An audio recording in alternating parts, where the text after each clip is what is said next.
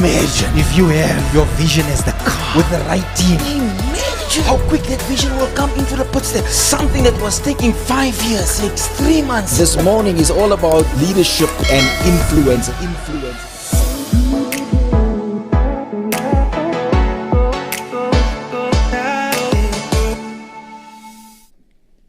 Hey everybody, greetings again. This is the Inside Show with Carl Hendricks. Well, every Tuesday you will get us right here in this morning, as you know. By seeing the poster, we're talking about coalitions here this morning, and I'm surrounded by ladies. The last time when our guest Dr. Mpho Phalaltse was in the studio here with us, she was a mayor, I think, at that point in time, becoming. I was campaigning. Yeah, thank you so much for everybody. But thank you so much for tuning. You're gonna have a fun morning, and I know so many people ask about coalitions, and they're not sure exactly how that is wired. And I will introduce the guest shortly in the studio. But within a time span of 18 months, we had 5 mayors. Can you believe that? It seems like the political elite is running a musical chairs with us here in Johannesburg, and not just Johannesburg. But we are here to unpack a little more. Well, it's not that coalitions are not working. I don't know why for South Africa, but maybe infant stages in Belgium, Bulgaria, Denmark, Finland, Netherlands, United States, Northern Scotland. There's party coalition, multi-party coalitions, and it seems as if it's working there. But you know what? Let's not waste any time here further. I've got Dr. Mpho Phalaltse, South Africa's favorite medical politician doctor, with us here in the studio. And also, she's recently married, like in December last year. So I smell freshness of wedding bells here in the studio with me here. Also with me, Tessa Dooms.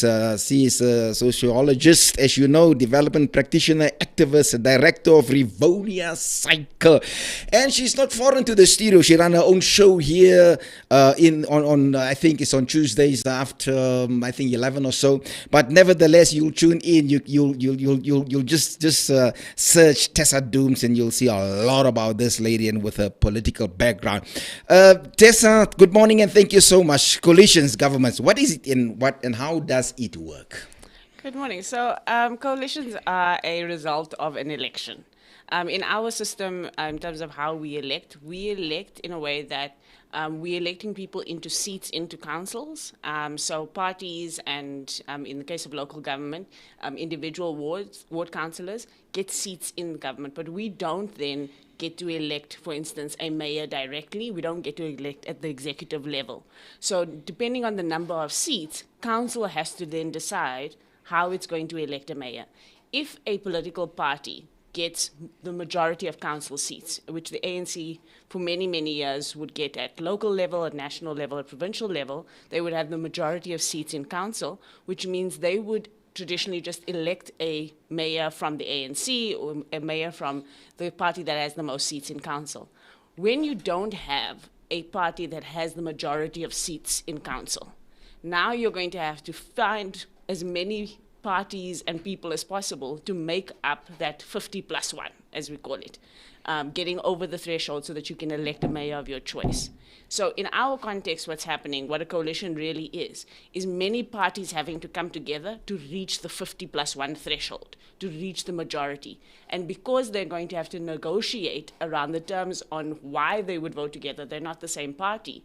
That's how you then start seeing what we call coalition arrangements, where people then start saying, okay, what is it that I'm going to get if I decide to vote with you or you decide to vote with me? So coalition government is really just parties coming together, or in the case of local government, parties and independent candidates can come together to form a joint 50 plus 1 in order to govern majority in a city or in a municipality.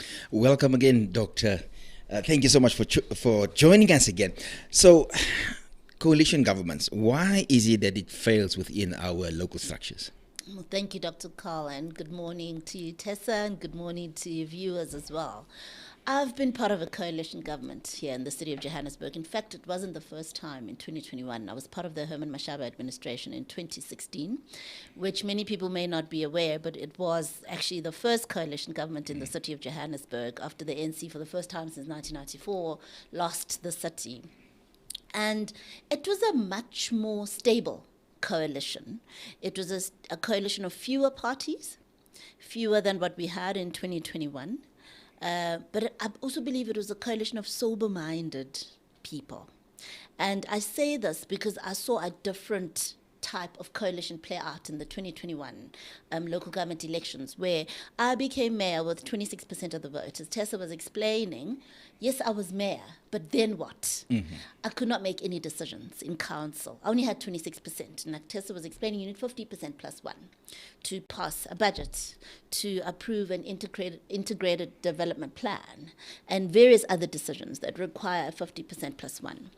And so I immediately paused after I became mayor. I was voted in on the 22nd of November. It was only on the 13th of December, almost 3 weeks later, that we managed to put together an executive, a mayoral committee. And the reason for that is because we decided as the Democratic Alliance, as much as we have the mayorship, we're not going to put in DA MMCs only, because we are vulnerable and we will not last. And so the negotiations continued. Remember, there were negotiations before elections which failed, and that's why we went in on our own without a single partner, without 26%. But we decided we're going to continue with negotiations, and so they continued after the fact. And we ended up ultimately with 10 political parties, taking us to 140 of 270. The 10th party and the last one to enter was the Patriotic Alliance. Now, the Patriotic Alliance always wanted 2 positions. They wanted 2 MMC positions. They had 8 seats. The Democratic Alliance had 71. Action SA had 44. And then you had the PA next with 8. And then you had the IFP with 7. And then you had other parties with 4, 3, 1, 1, 1. And so, positions were already allocated. FF Plus had health and social development. They decided, okay, in order for us to bring in the PA, we will move out of health and social development, move into a chairperson position so they can come on board.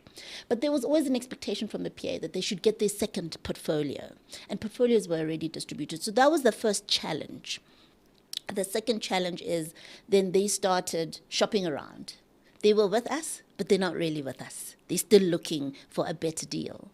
And so while they're with us, they're talking to the ANC, the EFF, and the minority parties in council to see if they can't get a better deal from their end. And that's how, they're not the only ones.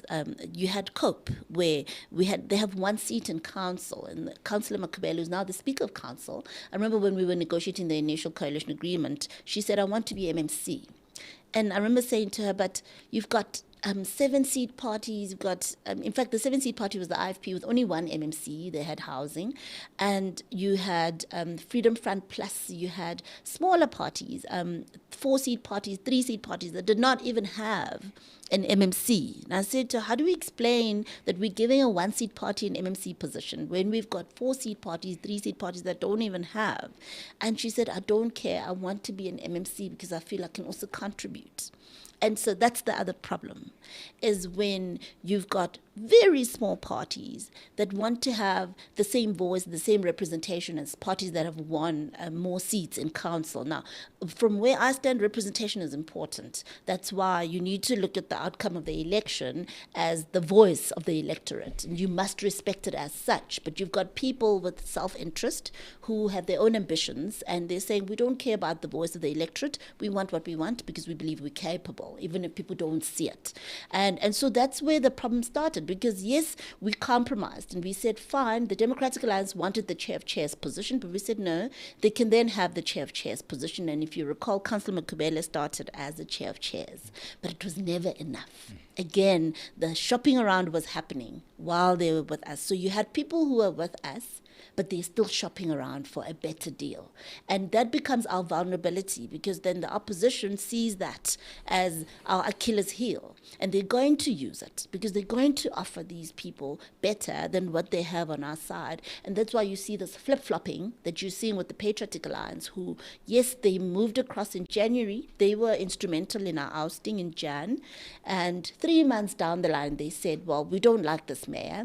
And we're talking again to the DA and the other partners. But what did they want? Gayton then said, I want to be mayor.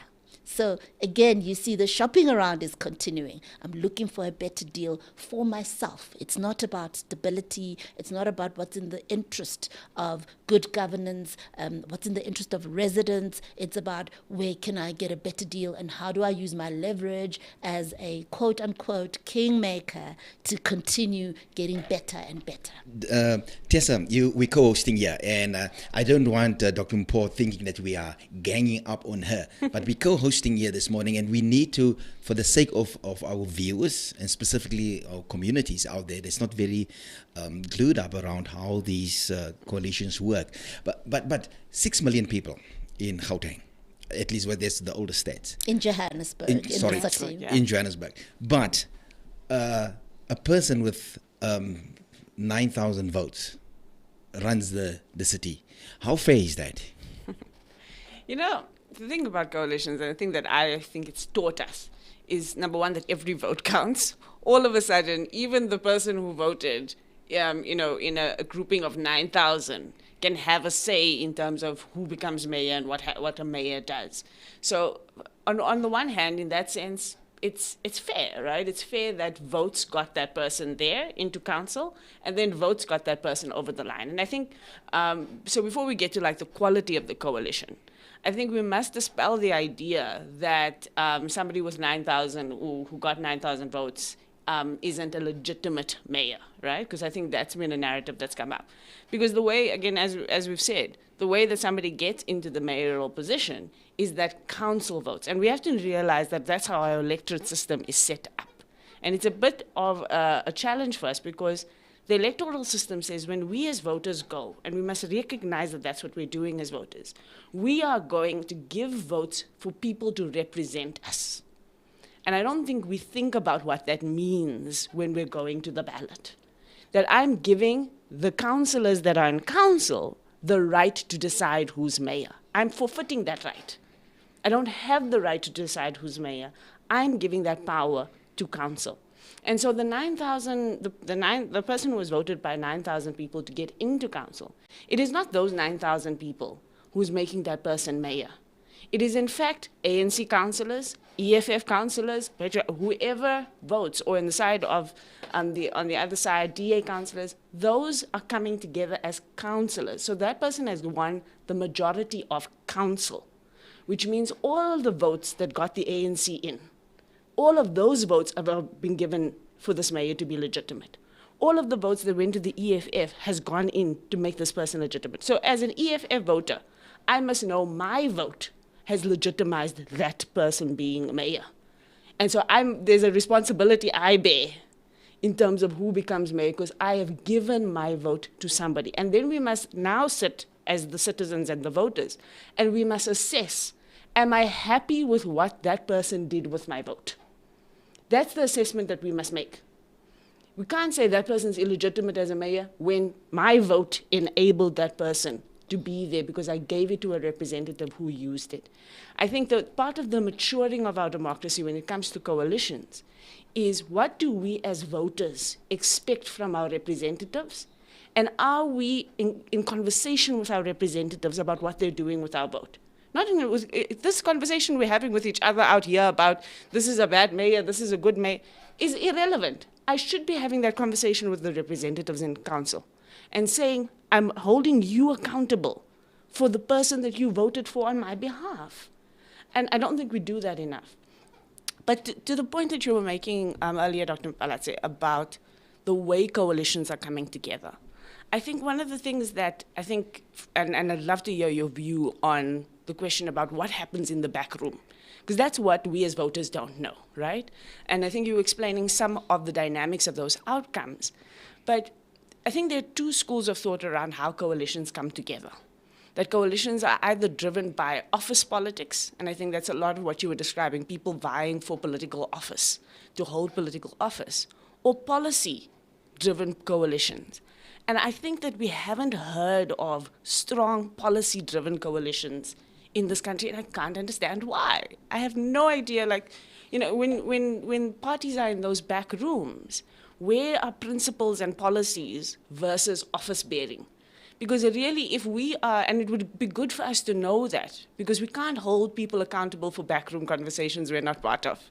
You know, for me, when I think about the future of my voting, particularly at local government level, I want to be thinking about, can I vote for a party that I can hold accountable for the things I can't see, for the conversations I can't see? But to what extent are we having conversations about policy and principle rather than just office bearing? Because I think that would make a much stronger sense of a coalition that holds because people are there, not because of what they can get out of it, but because it fits with the agenda that they have, the agenda to deliver on policy or to deliver on principle. Bigger picture, yes. Just to firstly weigh in on your earlier comment, when you were talking about the conversations between the voter and the public representative and what happens externally versus what happens internally. It's a very good point. I'm grateful on the one hand for what we're going through now as a city, because I believe this is our second coalition Bite government. at the cherry, yeah. Yeah, it's our second term where we're having coalitions in Johannesburg. I don't believe that we learned in the first instance what could have assisted us to make better decisions in the second instance. Because if you look at what happened in the 2016 coalition, the mayor resigned 3 years later. Well, there was an imminent motion of no confidence and they resigned just before that happened. But they resigned nonetheless. And then you had the ANC and their partners take over. I don't think that voters really learned what was going on. I know there were frustrations when we could not retain the city, for instance. And then we began to explain that there are certain processes that you unfortunately cannot be a part of, where you have to trust your public rep to do with your vote what you would do with it if you were doing it yourself. And I believe that this time we've seen the worst outcome of a coalition government in the city of Johannesburg. And I know that our voters are watching. And, learning is a very complex process. There's theory and there's practice.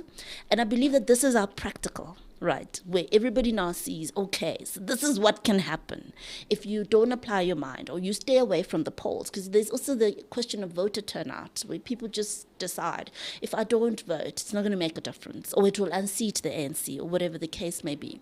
So I believe that it's a blessing in disguise in the sense that people are beginning to see the cost of their vote. Right. And I believe, should we call elections today, we will see a different outcome. I firmly believe that, so much so that I've started having conversations in my own circles about perhaps we need to call an early election in Johannesburg because this election messed us up. We can't form a stable government. If I can jump in there quickly, Dr. Phalaltse, because I actually think the opposite might be true.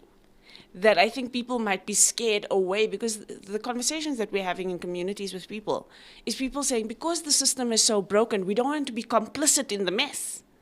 And so there's this tendency to run away from it. And I think the way that your scenario would play out is dependent on the quality of the representatives and what the campaign strategy is. The campaign strategy needs to be different from the political parties to say, the way we're going to fix this is we're going to partner with you as society.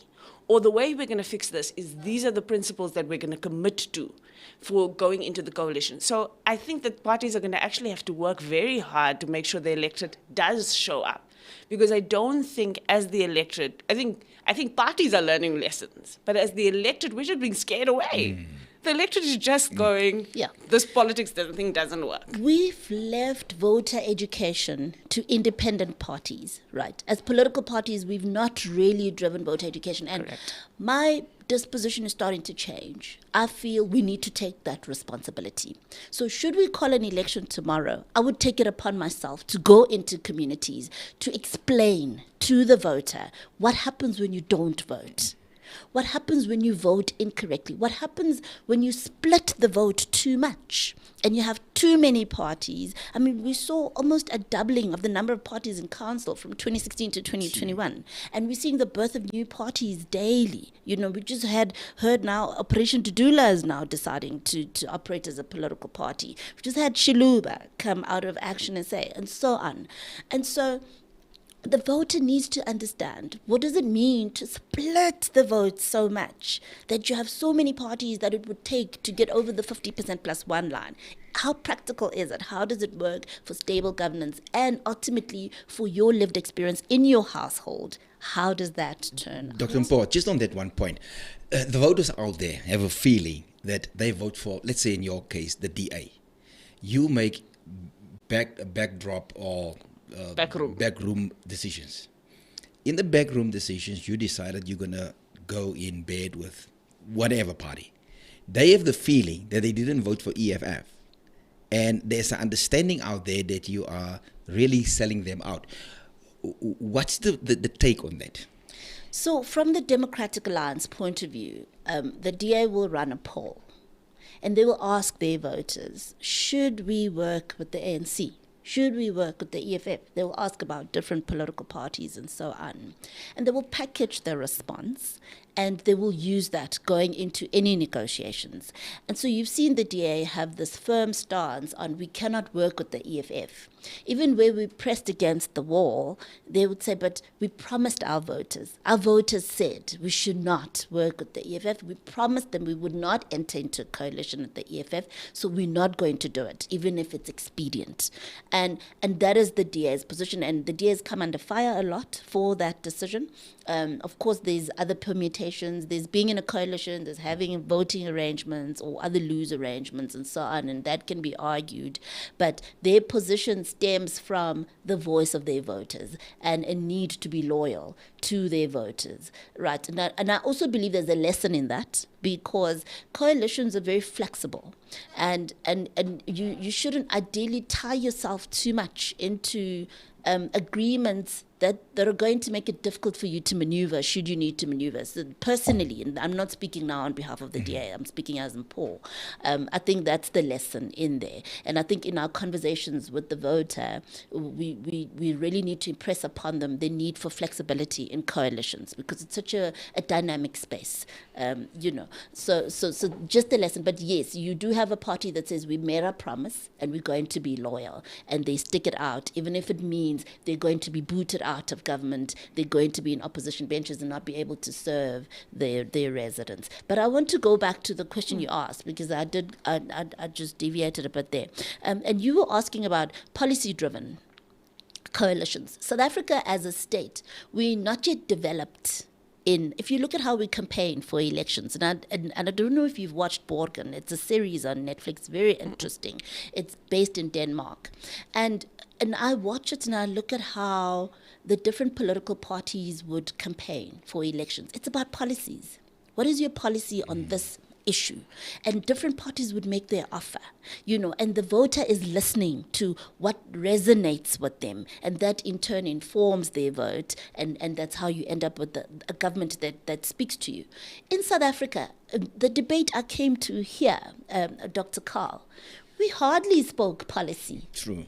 It's not about policy. We don't appeal to the voter based on what is our offer on climate change, what is our policy on economic redress, and so on and so forth. And so we need to transition as a country to policy-driven politics and elections first. And then we can bring that into our coalition spaces. So now you've got a group of political parties, and the DA's stance has always been, we're going to look for like-minded parties so that you eliminate unnecessary conflict. But what does that mean in the context of, jostling for positions, right? What does like-minded really mean when the conversation, as you said, is not about policy fundamentally, it's about positions? How's the DA or any party testing this like-mindedness? Is like-minded, and I'm going to be controversial here only because it means it puts you on the spot. But if you listen to John Steenhuisen's speech after the DA re-elected him, like-minded meant anyone who doesn't like the EFF. And I'm like, that's a very shallow like-mindedness. What does like-minded really mean in the context of those backroom conversations? Right. So there's two things we're talking about. We're talking about like-mindedness and we're talking about positions. In my experience, my practical experience, what I've noticed is first you decide, who am I entering into those negotiations for positions with? So you're not going to enter into those discussions with anybody. First, your first filter, or your first screening is, are they like-minded? Can we work together? You know the Bible says two cannot walk together lest they agree. Now, we had in our coalition of 10 political parties, it was not very difficult for us to come up with priorities, the 7 priorities we came up with, because fundamentally we agree on most things. There were a few areas where we had disagreements as the DA, with Action SA, with the PA, particularly around how to deal with undocumented migrants. We agreed that we want a return of the rule of law. We wanted the Home Affairs to be stronger. We didn't want this burden of undocumented migrants on our fiscus and the inability to plan and all the other challenges that come with it.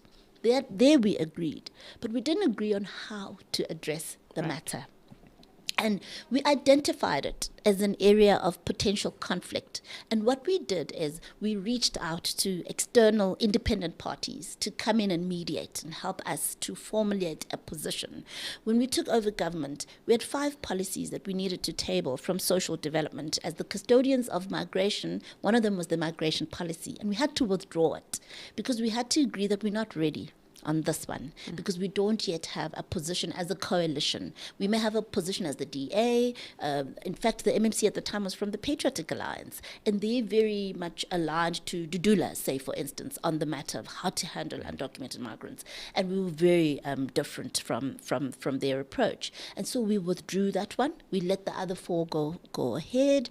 We withdrew the migration policy. We invited external parties to get assistance. We attracted funding, and it was going to be more of a mediated process to get to our position. But we were able to establish these parties are like-minded in the sense that we agree on most things. We're not going to agree on everything. That's why we're different political parties. And then once you've agreed that these are like-minded parties, you then can enter into a discussion on what are we doing and how are we doing it, and who's taking what role. And so the positions discussion comes after you've established that there's like-mindedness. Just on the SABC the other day, a specific person, I don't know if you know Dr. Breakfast on the SABC. Yeah, two gaps in the coalition, into the coalition government. One, the length of negotiations. Yeah. And secondly, the independent body to facilitate the conflict management. Yeah.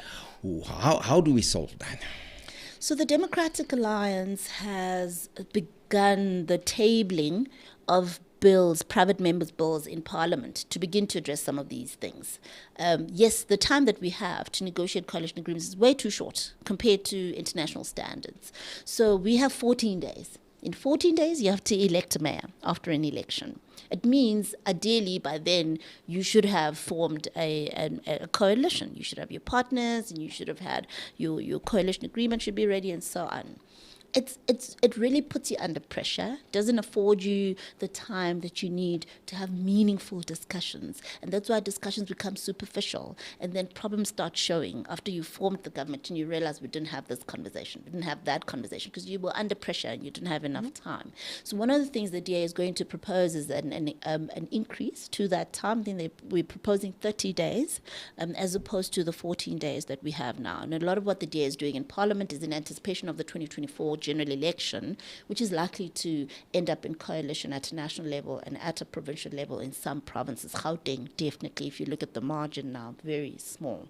So that's one of the things that is being proposed by the DA. The frequency of motions of no confidence is another thing in fact, they've already tabled that one, where you can have a motion of no confidence every month. At every meeting, you can have a motion of no confidence. It's untenable. So the DA is saying, let's at least have a year, as the minimum time. Just to stabilize. Before you can bring in your next motion. But you can have circumstances that warrant a motion of no confidence before a year. You can't wait a year if you're sitting with a corrupt mayor. And so the DA outlines those circumstances where there is no adherence to the law or the constitution, where there's misconduct, gross misconduct, where there's simply no competence, no ability to carry out those functions. You don't have to wait for a year. Then a year is too long, but you've got to be able to demonstrate that you qualify to table that motion based on these conditions. So these are the types of things we're trying to bring in. Coalition agreements, they must be made public. There must be accountability. The DA is proposing that there ought to be an independent registrar of political parties. So this is an independent party, and they've looked at what works, where coalitions work, and this is from one of the African countries, I think it was Kenya, where they took this one from, where you've got an independent registrar of political parties, and this is almost this body that holds political parties to account. They've got their coalition agreements. They're able to also hold them to the coalition agreement, which we don't have at the moment. We've got a coalition agreement. We had one in the city of Johannesburg, but it was not worth the paper it's written on. It's not enforceable by law. It's not a legal document, and we've seen people deviate from it all the time without much recourse. So we have a lot to do to prepare for 2024. So I don't agree with the DA on many things, but this is one area where I agree, and I say that because I think that issue about timing, just to give the perspective, right? In Germany 2021, when they had their last election, they had 6 months to plan a coalition. 6 months between the time the election was decided and the time the government started. That new government came into power. And I think that that's something that, it's a complete paradigm shift. The reason why it can work, however, is because you have a strong, civil service. Your civil service is functional and it can work whether or not the politicians are ready to work, which we also don't have. The politicization of our civil service has really hurt us. It's hampered us. On a lighter note, Tessa, the minute you said you don't agree so much with the other I started sinking. Your chair started sinking. It's the DA. I think you just need to get your chair up again. I'll get another chair. Yeah, just on a lighter note, most probably, and really feel free just to explain as much as possible, though we not necessarily stricted to a specific format within the studio, and you're not in the debate with other parties. But I just wanted to know, the financial impact for changing so many mayors and the entire staff, for that matter. What's the impact for the viewers out there financially? And I guess that's also one of the things that's good also for going on a campaign trail. To say, look, this is the financial impact if we change that frequently. So, firstly, Tessa touched on your civil service, so the administration below political leadership, your city manager, your heads of departments, and everyone else, MDs of entities.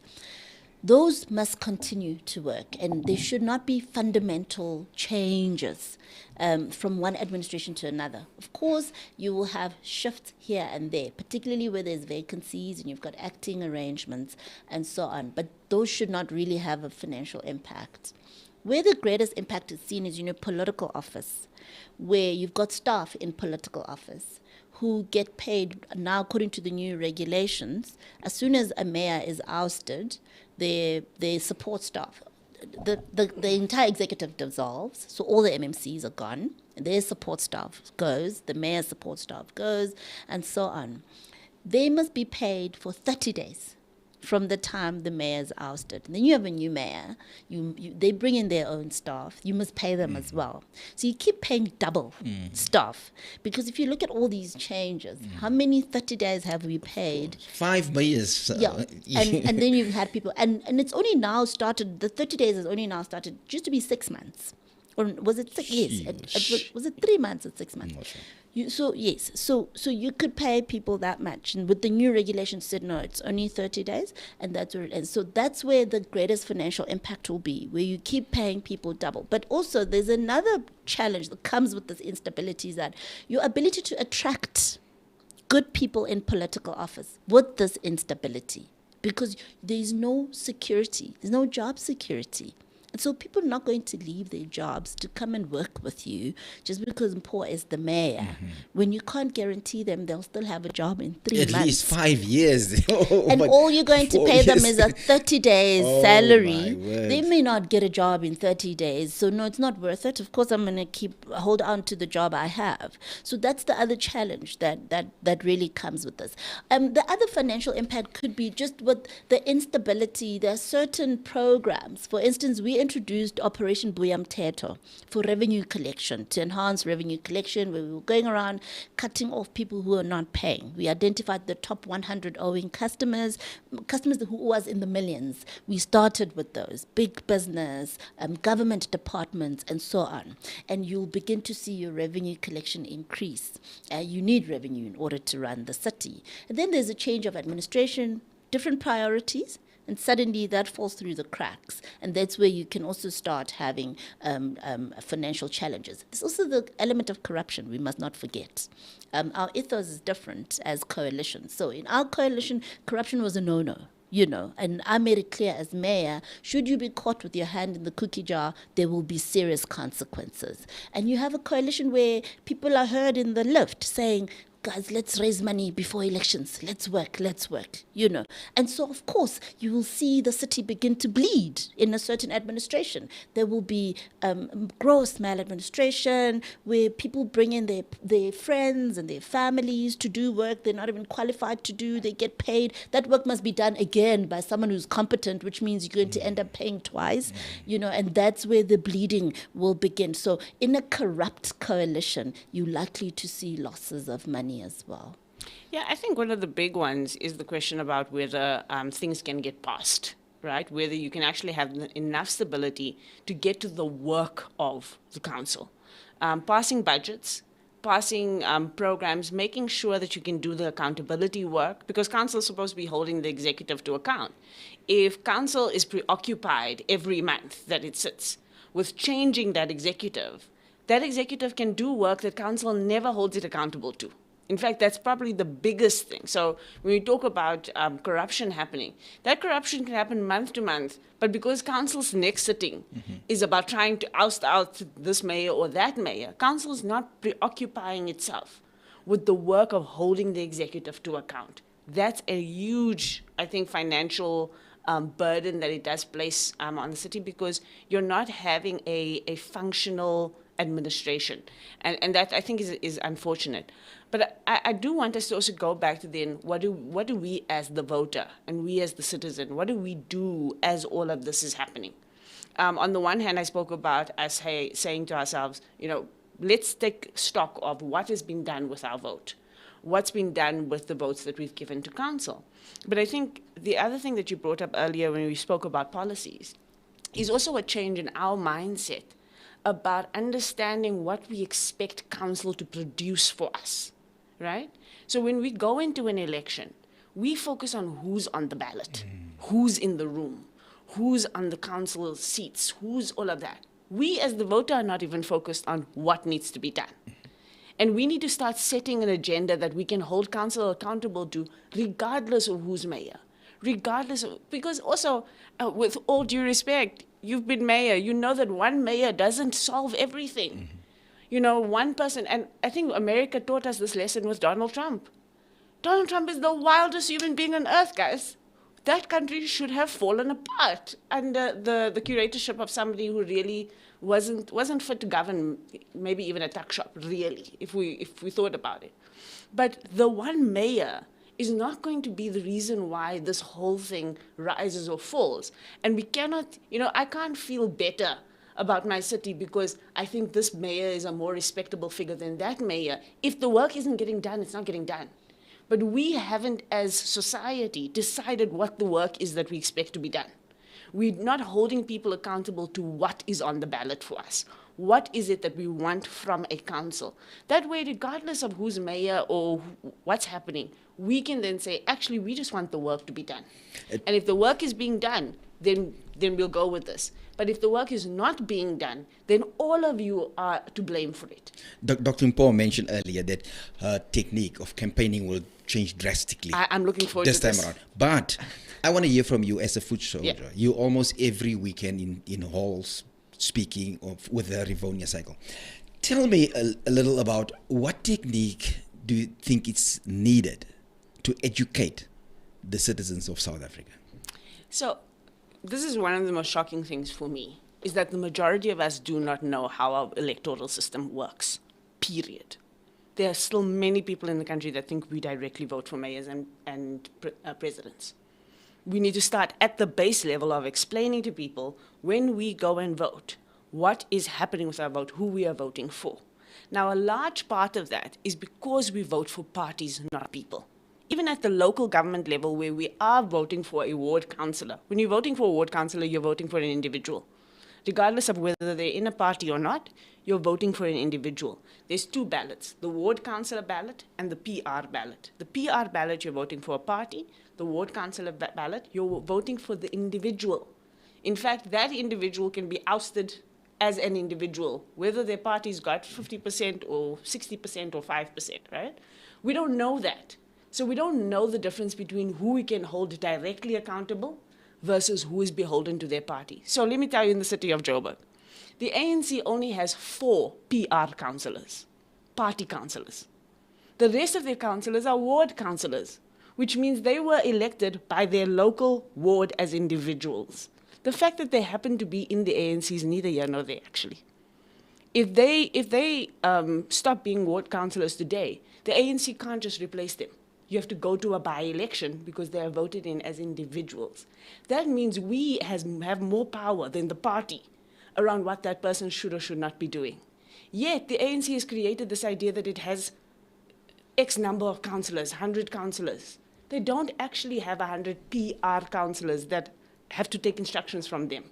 The majority of their councillors are actually accountable to their community. We need to know that as citizens.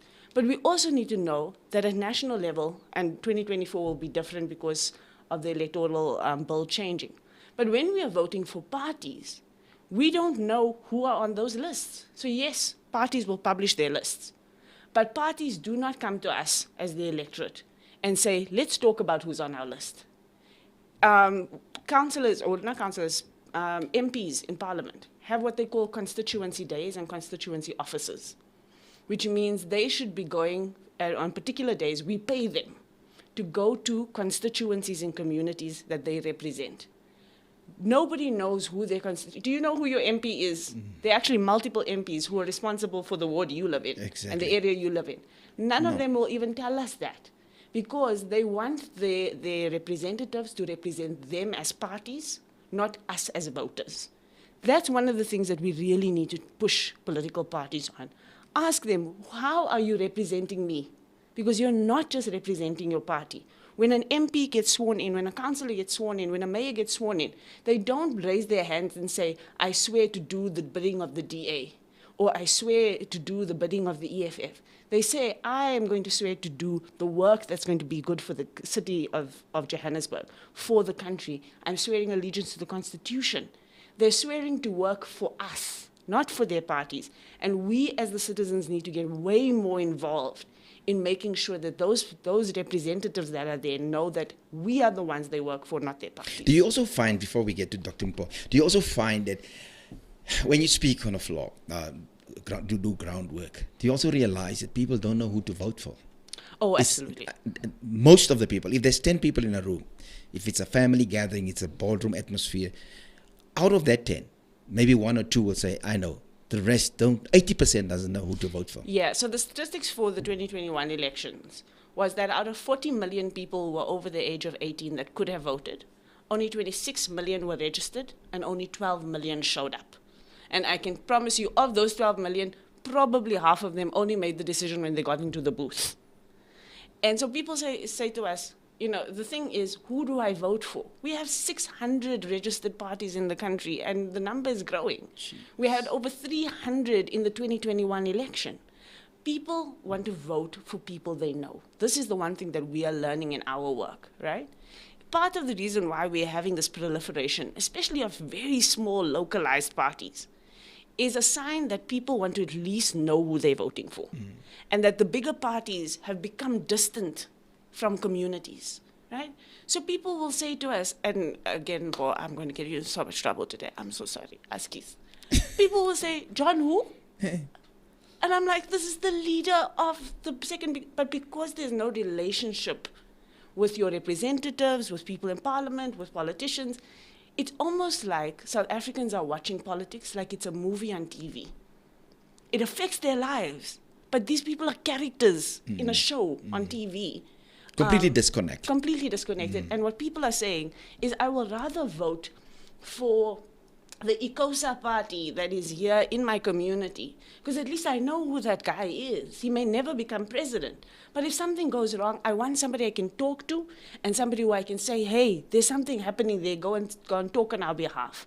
And so part of why I think our politics needs to change broadly, and it's about making coalitions work, all of that, is that people need to feel represented. And it is our job as a country to figure out how do we make sure people feel more represented and we have a stable situation at the same time. And I'll stop this by saying that it's not that people don't know who to vote for. It's that people are disappointed by the quality of people that are being put before them. And we must also recognize that. And I often say this to political parties. It is the job of the political party not to scold the voter into voting, but to inspire the voter into voting. There's no other platform. So you don't have a big company. No big company comes out and says, we're scolding you for not using our service. How dare you not use our service? But political parties will say, it's the voters' fault. It's not the voters' fault. You have to inspire and give people a reason to vote for you. And part of that reason is they know you, they trust you, you're in their communities, you're working for them. And when they need something to be said in parliament, in council, or anywhere, they know that that can be done for them. I worry that until we increase and improve the quality of who is doing politics, we're not going to inspire people back to the polls. Dr. Mpho, based on Tessa's views, how different will it be this time around if you get another opportunity? And you were clear, not necessarily the DA's belief, but you as Dr. Mpho. Right. I'd like to respond to a few things that Tessa raised. Firstly, there are mechanisms in our law in South Africa for active citizenry. Our residents are not making use of those. One, some may not be aware of their power that's given to them, or they may be aware, but they may not know the how. So what we've started doing, since we've been in opposition since January, end of January when we were ousted, the IDP budget, rates and taxes, public participation process started. We realized, firstly, that there was a bias in where engagements were happening. So for instance, in your Sandton Alex region, you only have a meeting in Alexandra. You've got the majority of people in Sandton who are genuinely afraid of going into Alexandra, and so they're not going in. These are ratepayers who want to have a say on what increases must happen to their rates and taxes. You find the majority of people in Alexandra aren't paying rates. They are important and they also have a voice. Why can't you have meetings in both areas? You know, why can't you consider that each of those constituencies are important? And yes, if you've got a longer term vision for social integration, social cohesion, then you drive it, but you don't use the most important engagements with residents that comes once a year to do that. So that's another problem we are seeing. We're seeing a lot of ratepayers staying away because of this bias, and it's happening in different regions where they're looking at where are the ANC voters, we're having meetings there. And so you exclude the vast majority of people who should be participating. What we've started doing as the Democratic Alliance since we've been in opposition is we're having our own engagements, and we're going out and we're calling them information sharing sessions. It's so amazing that you go on the city's website, you with a projector, and you show people this is where you go to make your comments. They don't even know. They don't know. You know, the closing date is coming. In fact, it's past. It was supposed to be on the 9th. Now, with all these changes, we're hoping it will be extended. But people don't know. These are ratepayers who should be saying, this is what we want done with our money. You know, you want to retain them. You've got a challenge where people are leaving your city. We're losing a lot of ratepayers because they feel they don't have a say. They don't like what's being done with their money. They don't like the kind of government they're ending up with. So they're leaving. They're going to Cape Town. They're going to all other parts of the world. It's sad for Johannesburg because we need everybody. I always say we need every constituency. Our ratepayers help us to raise the money that we need to build and to even develop underdeveloped areas. Every constituency is important. So we're losing people because we're not engaging them and we're not informing them on what they need to do to have their say and exercise their leverage and their power. So we've started doing that as the DA. And where we've been, there's been such a demand. Please come back. Please do this once a quarter. We want to be active citizens. We just don't know how to. Please guide us and we will do it. So I would like to urge residents to begin to use their power, use their leverage, because we need them. And without them, we can't do what we're supposed to do. We can't do what we're doing without revenue. We can't do what we're doing without developmental partners. Besides revenue, you've got businesses in areas, you've got civil society in areas that take on responsibility to help government.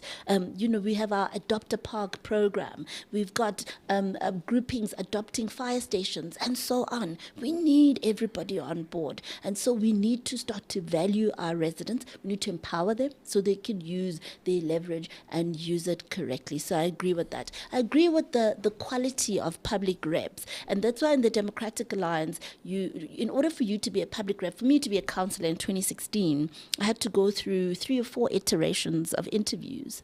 The first one, which is like the initial screening process. If you're good, they decide, are you going to do the next one, which was a speech?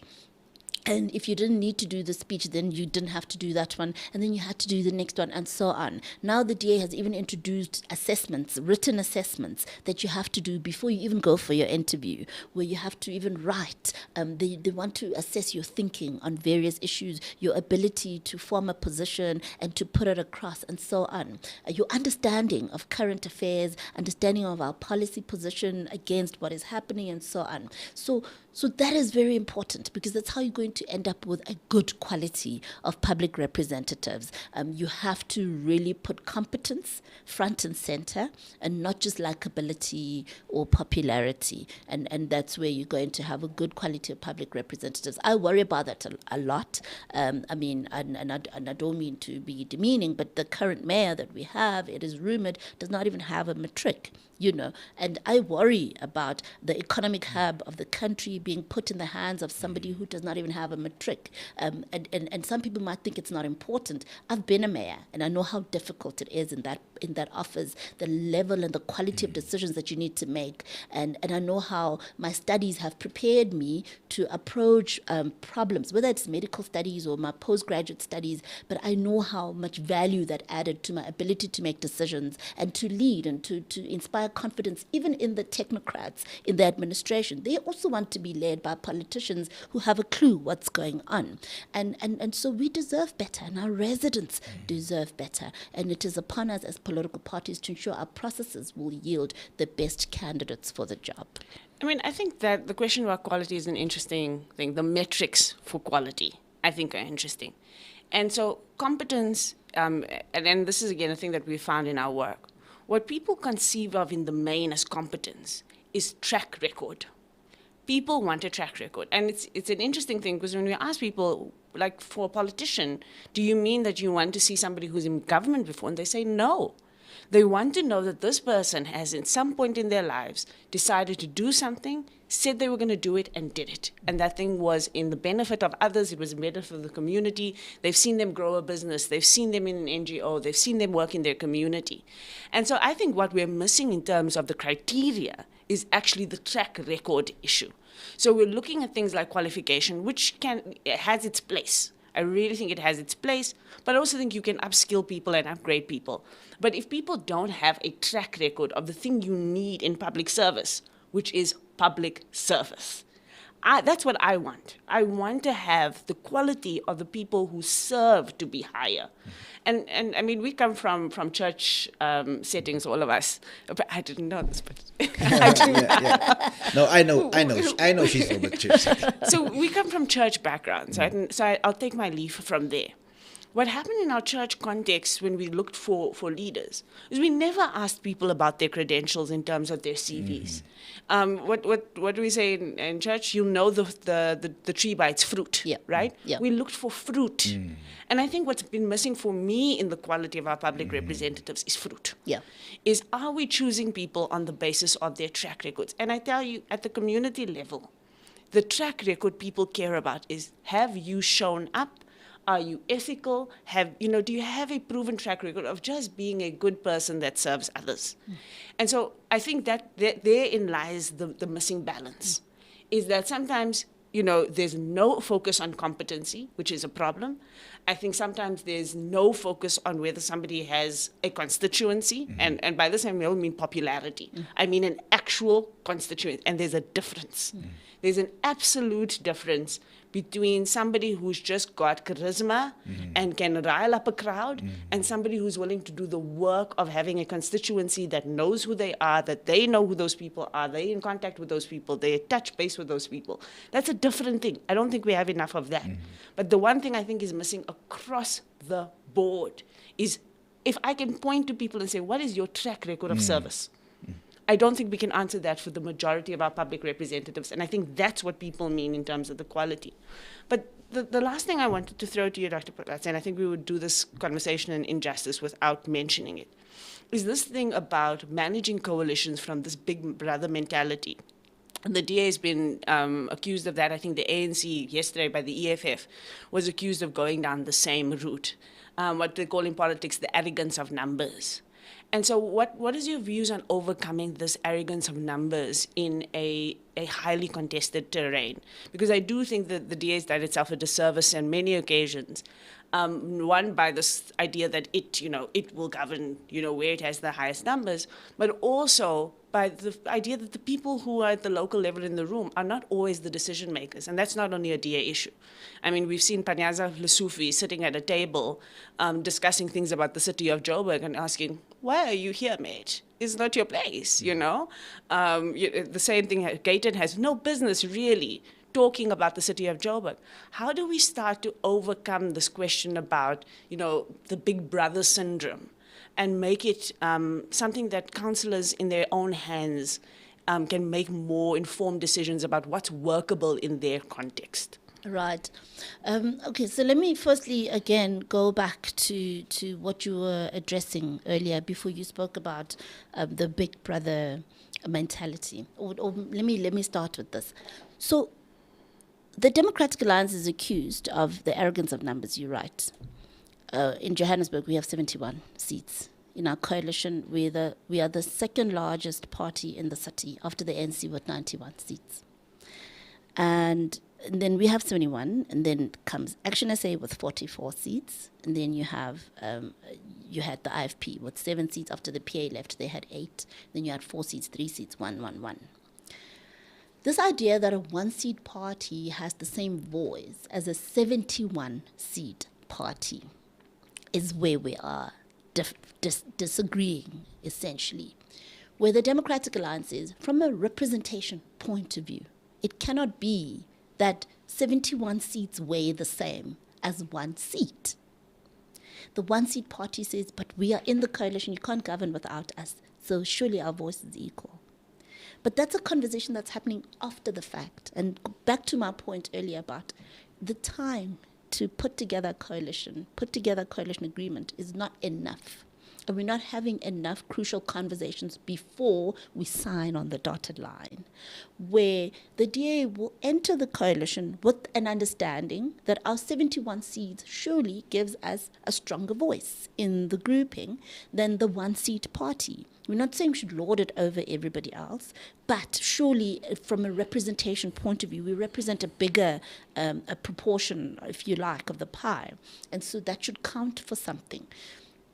And that's a conversation. It's like a marriage. When you enter into a marriage, you need to agree. Are we marrying in community of property? Are we having a prenup? Are we having a prenup with accrual? And you need to agree before you sign. That's a very good analogy. You know, Great analogy. Yeah. because if I enter into the marriage with one idea in mind and you enter with a different idea in mind, there's bound to be conflict. And for me, it's not about right or wrong. It's about what are we agreeing on? And we need to agree before we sign. Yeah, so because I do hope we can touch on other things before we close. But I think that analogy is a really important one. And maybe the point of view that parties have come from, especially parties that have agreed with the DA, actually, you have the mayoral seat. I think this is where the rubber hits the road, is that it doesn't seem like it's a community of property agreement. It seems like it's if we don't get our way because we have numbers, then nothing will happen. And I think therein lies the nuance. The nuance is that the arrogance of numbers is not about whether you have the loudest voice, but are you going to use it to bulldoze or hold people hostage? And I think that's where some of the issues have been. But I think that analogy about it being a marriage, because a marriage has equal partners that are now distributing unequal assets. Yeah, You but know? if you agree on a prenup, Yeah. I mean, if we go back to the marriage, you Yeah. agree on a prenup with with accrual, or, Yes. it effectively gives the one party advantage if they've got more assets and so on. But you have to agree which agreement is this. It doesn't Which- matter what it is. What type is are we signing? Yeah. We're having You a know what? conversation about marriage with a marriage counselor. This is fantastic. Listen, we're really running out of time, but just one more thing. If you look at local coalition, compare that with national elections. If coalition goes national, how will that look like? Yeah, I know we open ourselves up for another debate or a conversation here, but how will national coalition look like? National coalitions, I think, or national and provincial, I think, are going to be an extraordinary moment in our country when they happen. I think time will tell when it is, but I think the stakes are going to be higher. And that's going to mean either one of two things. Either people are going to be more devious, deceptive, corrupt, jostle harder, horse trade more, or people are going to sober up and realize the stakes are too high to play around with this. And we need to actually hold ourselves to a higher standard. And it's going to be the politicians who choose the latter who are going to be the winners in terms of the long term. Because if politicians choose to use a national platform to horse trade and only talk about themselves and only talk about positions and not make decisions that are stable and in principle, it will be a disaster. I can tell you one of the natural outcomes. You see 5 mayors in the city of Joburg, imagine 5 presidents. And you know why it would be fortuitous for people to do that? Because once you become president, you also then get the benefits for life, no matter how long or short you've been a president. Jeez. So we'll pay your salary for life, we'll give perks for life, all of that stuff. So the stakes are very, very high. And if we have that kind of situation, I tell you, the politicians will jump into it with both feet if they're going to be corrupt. But if we are going to see the difference between politicians who care about themselves and care about this country very quickly. What could happen on the good side is you could see, the best politicians in this country pull up their sleeves and decide to work on something that makes sense and is manageable, and hopefully include the voice of the voter and the voice of the voter past the election, not only at the point of election. Dr. Mpho, on that national scale, what's your take if something like that should happen? We are definitely going into coalition in 2024. So it's not only now a matter of if or What? should it happen. Are you serious? It will happen, yes. All projections suggest the ANC will go below 40%. In fact, I think the latest poll put them at even below 30%. So with that picture, you will have to have a coalition government at a national level. So that is the reality that we are faced with. And that's why many of us are starting to panic and say, what are we doing? And that's why you're seeing the Democratic Alliance start to table these private members' bills in Parliament, because we're anticipating the inevitable. It's going to happen. Oh, my word. Yes, it's going to happen. Now, the Democratic Alliance has tabled a proposal, what they call the Moonshot Pact, saying, let's come together, like-minded parties, let's coalesce now before elections, and let us showcase to South Africans that together we can be a credible alternative to the ANC and we can take the nation forward. Now that is a beautiful idea. If it works out, which I hope it will, then you've got more time to start negotiations, because if you've already identified partners now, you can start having those conversations now. So at the last briefing, John Steenhuisen, the leader of the DA, took us into confidence as to which parties have said yes, which parties have said we're still thinking about it, and which parties have said sorry, not this time. And the idea is that more and more parties should come to give us the numbers, the volume in the number of votes to get over the 50% plus one line. And the idea is to showcase that and to say to voters, here, choose from one of us. Choose from one of us, so that those numbers come into this pool that can be a credible alternative to the ANC. And here's what will happen if you don't. The alternative is an ANC-EFF coalition. We're seeing it. It's happening at a local level. We're seeing it in Joburg. We're seeing it in Ekurhuleni. We had 5 MMCs sworn in Ekurhuleni after months of conflict over Ekurhuleni, the EFF wanting the mayorship. We're seeing it in Mogale City. We're hearing talks of them wanting to go to Tshwane. What is this showing us? That is the thinking for 2024 at a national level. And those are really the two choices that our voters have. Are we going to end up with an ANC-EFF coalition at a national level? That looks like it from where I'm sitting. What you said? It is like the EF. You've got another view. I think the DA is playing a little bit of smoke and mirrors. And so there are two things I haven't heard the DA say, and one thing I have heard them say that make me say that. One is, I've never heard an opposition party say that enemy number one is another opposition party. Yeah. Which for me says that what the DA is actually not telling us is that they've left the door open for a coalition with the ANC themselves. They must have, because the decampaigning of this coalition without saying we are not going into the coalition with the ANC leaves that door open. And I think that is a conversation I would love the DA to have. I'm not going to ask you to have it, because it's not, this is not your problem. This thing is not your problem, Bets. But the other thing that I think the DA hasn't said to us is, again, what's the basis of this coalition outside of keeping the EFF out, right? And it has this opportunity that I think it's squandering to have a principle and policy-based set of ideas that brings people together. I think the reason why there's not a natural gravitation towards this thing is because people don't know what it's about. Just saying not the EFF, it's like saying not the ANC, yes, but then what? And I think that's what good coalitions at national level must be based on. It must be based on principle, policy, and the biggest fear, and I can tell you this again from engaging in communities, people they're widespread, not the ANC, not the ANC, not the ANC. The same people who fear the ANC coming back into power fear what happens if the ANC doesn't come back into power. That's what it is.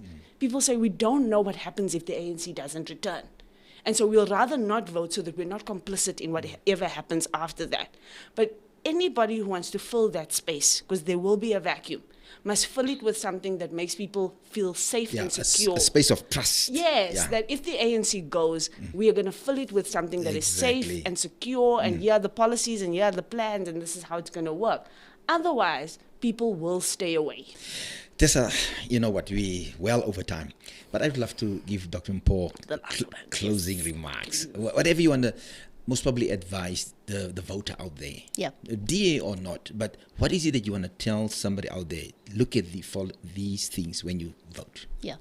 Well, firstly, like I said earlier, active citizenry. It's not about elections. It's about how you build your world, and understanding that you are an important part of the ecosystem and doing your part. And that it's not only through government, it's also through your business, it's also through your NGO that you can contribute, but definitely contribute through government as well, because you have a voice. That's why we've got the IDP. We're not allowed as government to plan without the voters. We're not allowed. We're not allowed to exclude them. That's why we have to go into public participation. These processes are regulated. We're not allowed to pass an IDP if we've not done that. So voters need to understand that, and they must make use of that. And that's how we're going to build, and that's how we're going to strengthen our administration. If you have a strong administration, a strong civil society, you're in a good place, because no matter what happens at a political level, you've got strong voices and committed civil servants who are driving the agenda of the people. And the politicians can wrestle it out until someday when we can have normality again, which I believe will happen with voter education. I believe that voters will begin to apply themselves more. They will show up and they will actually cast their vote. And I believe that we will have better and more stable governments. But I would like to really urge our voters to get involved. Empower yourself. Tessa was saying there's a lack of understanding of even how government works, how elections work, how mayors get elected, and so on. Empower yourself, educate yourself. I'm making a promise, and we've started, as the DA, as I've already said, we've started going into communities. We're saying to people, we're not in government anymore, but we're here to give you information, and we want to urge you to get involved. Have your say. This is where you need to go. This is the website. This is where you click. Please submit your comments. Make your voice heard. This is how you're going to be a participant in this participatory governance framework. So I'm making my commitment that we will continue to do that. But that feedback is important as well. So hearing Tessa share some of the thinking that she's seeing on the ground, also very helpful. When you spoke earlier, and this is what I wanted to address, but I felt we didn't have enough time. When you spoke about a track record and all those things, I agree 100% with that. And maybe when I spoke about a CV, it sounded like I'm talking about qualifications only. But in your CV, you should be able to demonstrate, what other work you've done. You should be able to demonstrate if you've shown commitment. When we look at CVs, and I've been involved in recruitment even in the city, we get worried if somebody is hopping around all the time. Every 6 months, they're changing jobs. Something is wrong with that picture. So longevity, commitment, all those things, they're all very important. But you see, I needed to hear that from Tessa for me to be affirmed that we're doing the right thing as the DA, because we look at those things as well. But we need to hear from the people on the ground, so the channels of communication must remain open, and politicians must not be seen as these people in ivory towers who can't be spoken to. We must be on the ground. We must understand what the voter wants, and we must be able to be responsive to the voter while empowering the voter at the same time. Tessa, thank you so much for always being available for our viewers out there. We'd love you. Please to subscribe, and you'll see there's a bell. Just hit that bell every time. You will know that we are online. Our host here, of course, not foreign to you, Tessa, co-host here this morning, running her own show on the Inside Show, and then also with me here, Dr. Mpho Phalaltse. Thank you so much for your kindness, and I don't know, I was sitting here wondering, Tessa, which type of lady is this? Is the iron lady, a fiery lady, a worship lady? Who's this lady in government? When do you see her? I think this is a lady who's a growing and learning lady, and I think that's my favorite thing, is that I've seen Dr. Mpho Phalaltse open herself up to hear and to learn and to transform, and I think that's what is the most striking feature. So an emergent growing woman. That's it. Take care, everybody. From us to you, God bless you, and we are out. Take care. Imagine if you have your vision as the car with the right team. Imagine how quick that vision will come into the footsteps. Something that was taking 5 years, 3 months. This morning is all about leadership and influence.